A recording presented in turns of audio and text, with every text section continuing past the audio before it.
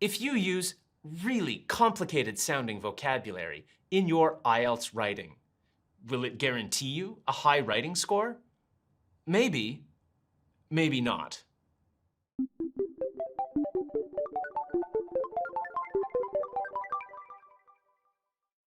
When I was in high school, my English teacher taught me an unforgettable lesson about writing. She handed us a model essay and asked us to give it a score out of 10. It had words like plethora and inculcate and doctrinaire. The vocabulary looked amazing, so we all said 10 out of 10, but she said 2 out of 10. Why? Because the vocabulary didn't make any sense. Vocabulary accounts for 25% of your score, and one of the key aspects of vocabulary is word choice. Let's take a look at what IELTS scoring says about word choice. For a 9, you need sophisticated word choice, words that are very clearly connected to the topic and very expertly used. For an 8, it's kind of similar to a 9, but there will be occasional inaccuracies or really small mistakes that you might make. For a 7, there will be some errors in your word choice, but you'll generally show an understanding of English vocabulary. For a 6, your ideas might be clear, but more commonly, you're just choosing the wrong word. So what is word choice? Word choice is using the right word at the right time to get the right meaning. So the word has to be right, not a complicated or fancy sounding word. If you use a complicated or fancy sounding word because you think it sounds sophisticated, but the meaning is imprecise, your score is going to come down. Take a look at this question prompt. It says, smoking should be banned in all public places. Do you agree or disagree with this statement? Now, take a look at this introduction. It's perfect. Many people smoke, despite the fact that it is harmful to their health. To date, smoking has been banned in many public places, but not all. There are still areas where people can smoke. Has the time come to prohibit smoking everywhere except for private properties? I believe it has, for the 2 key reasons that smoking affects non-smokers and impacts the environment. This introduction is spot on. It's on topic, the grammar is clear and accurate, and it sets the stage for the rest of the essay. And most importantly, the vocabulary is clear and precise. It's not filled with fancy, complicated sounding words. Let's take a closer look. These are pretty straightforward words. I'm sure you know them all. Smoke, despite the fact, harmful to their health. To date, banned, public places, prohibit, private properties. 2 key reasons, affects non-smokers and impacts the environment. But don't let me mislead you. You can't just use simple words. You will need to use less common words to get up from that 5 to a 7, or 8, and even 9. But you need to keep in mind 2 things. Your word choice needs to be topical and precise. So what do I mean by topical? This means that the words are especially suited to the topic. For example, imagine I get the topic to speak or write about crime.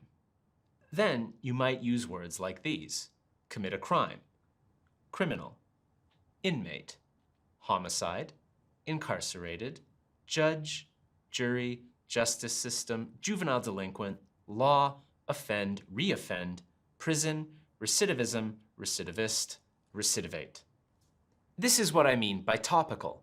These are words about crime that we would use to write about crime. Now, imagine you've got to do a writing about the environment. Then you might use words like these: air pollution, atmosphere, biodegradable, biodiversity, carbon footprint, dumping, ecosystem, emissions, fossil fuels, habitat, litter, recycle, and you get the idea.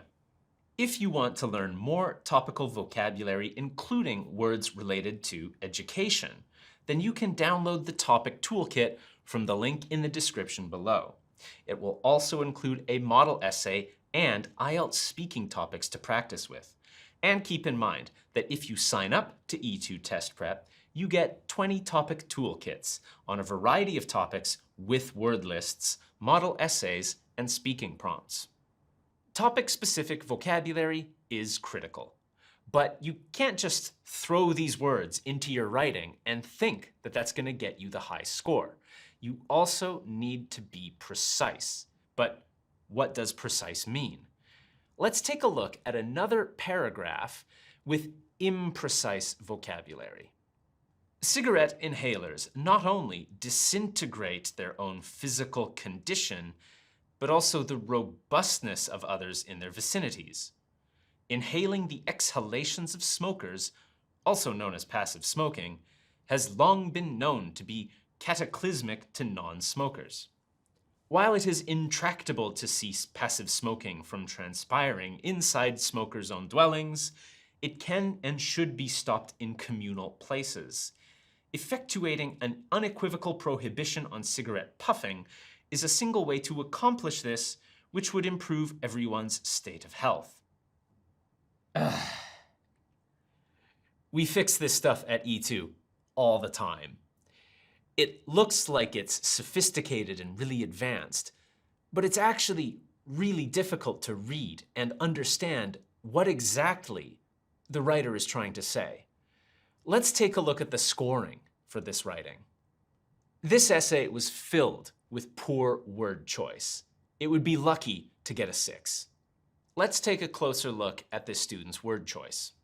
Cigarette inhalers disintegrate physical condition, robustness, vicinities, exhalations, cataclysmic, intractable, cease, transpiring, dwellings, communal places, effectuating, unequivocal prohibition, puffing, state of health. The simple rule is, don't use words you don't fully understand. Clarity is key. Everything you write needs to be clear. Sometimes you will need to use a more sophisticated or advanced word, but it's going to be the right word at the right time for the right meaning. Now, if you need help with your vocabulary or general English skills, subscribe to our other YouTube channel called E2 English, where you can build these skills. Now, are there any other issues with this paragraph? The answer is no. Apart from the poor word choice, it's actually quite good. The grammar is correct, the ideas are clear, and the position is strong. But even the good parts are distorted by the poor word choice. So let's change these words to clear, natural-sounding words. Cigarette inhalers not only disintegrate their own physical condition, but also the robustness of others in their vicinities. Smokers not only destroy their own health, but also the health of others around them. Inhaling the exhalations of smokers, also known as passive smoking, has long been known to be cataclysmic to non-smokers. Breathing in secondhand cigarette smoke, also known as passive smoking, has long been known to be devastating to non-smokers. While it is intractable to cease passive smoking from transpiring inside smokers' own dwellings, it can and should be stopped in communal places. While it is difficult to stop passive smoking from occurring inside smokers' own homes, it can and should be stopped in public places. Effectuating an unequivocal prohibition on cigarette puffing is a single way to accomplish this, which would improve everyone's state of health. Implementing an outright ban on cigarette smoking in all public places is one way to achieve this, which would improve everyone's health. Can you see the difference here? That first paragraph is almost unreadable. It doesn't make sense because the words are off topic and imprecise. That's the main thing to remember.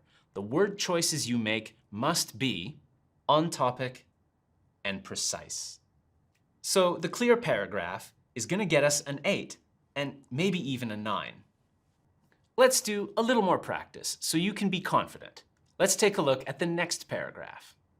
In addition to physical carnage, smoking also strikes the ecosystems in negative ways. Many cigarette smokers are unenlightened that their cigarette butts often end up in landfill or worse, the maritime areas. These scrapped butts, which contain malignant materials, are sometimes consumed by animals and aquatic creatures, or pollute the land or H2O in which they atrophy. This is yet another reason why governments should embargo cigarette smoking in all public areas.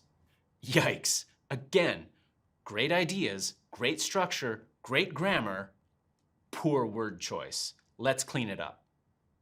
In addition to health damage, smoking also impacts the environment in negative ways. Many cigarette smokers are unaware that their cigarette butts often end up in landfill, or worse, the ocean. These discarded butts, which contain toxic materials, are sometimes eaten by animals and fish, or pollute the land or water in which they degrade. This is yet another reason why governments should outlaw cigarette smoking in all public areas. Much better. It's almost unrecognizable. It's completely clear from the beginning to the end. Now we can start getting up from that 6 to hopefully an 8 or a 9. Let's take a quick look at the conclusion. The debate about whether to ban cigarette smoking in all public areas has gone on long enough. Because smoking endangers non-smokers and damages the environment, it is imperative that the government outlaws smoking in all areas outside of one's own home and does so immediately. What did you think? Was it clear or unclear? Hopefully, you found that clear because the word choice was on topic and precise. Okay, that was a lot, so let's recap what we've learned today. First, learn topical vocabulary, and you can find 20 topic toolkits on E2. Second, use topic-specific vocabulary. And finally, make sure your word choice is precise. Thanks, everybody. Don't forget to download the topic toolkit down below. My name is Mark. Thanks for watching.